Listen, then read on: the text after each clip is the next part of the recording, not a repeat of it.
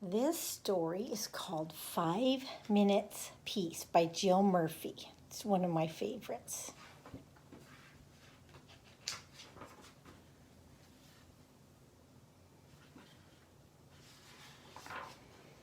"5 Minutes Peace." The children were having a breakfast. This was not a pleasant sight. Mrs. Large took a tray from the cupboard.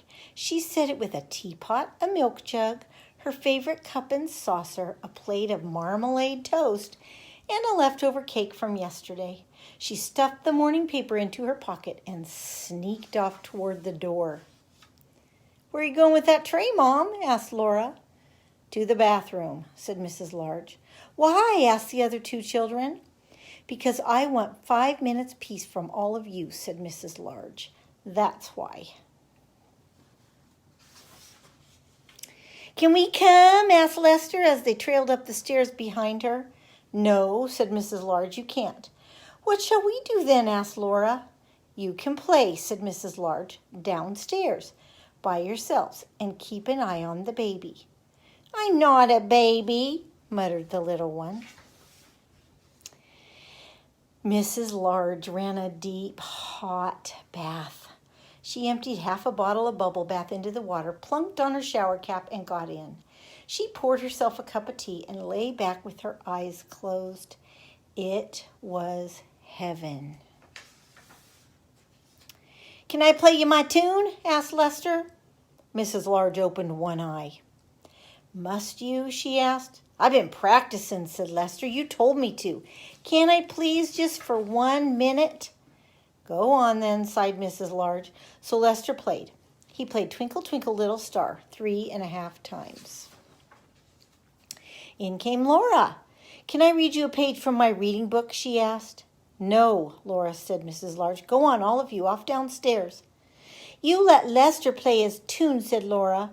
"I heard you like him better than me. It's not fair." "Oh, don't be silly, Laura," said Mrs. Large. "Go on then, just 1 page." So Laura read. She read 4.5 pages of Little Red Riding Hood. In came the little one with a trunk full of toys. "For you," he beamed, flinging them all into the bathwater. "Thank you, dear," said Mrs. Large weakly. "Can I see the cartoons in the paper?" asked Laura. "Can I have the cake?" asked Lester. "Can I get in with you?" asked the little one. Mrs. Large groaned. In the end, they all got in. The little one was in such a hurry that he forgot to take off his pajamas.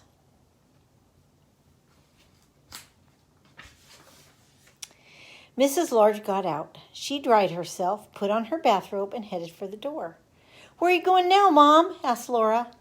"To the kitchen," said Mrs. Large. "Why?" asked Lester. "Because I want 5 minutes peace from all of you," said Mrs. Large. "That's why." And off she went downstairs, where she had 3 minutes and 45 seconds of peace before they all came to join her.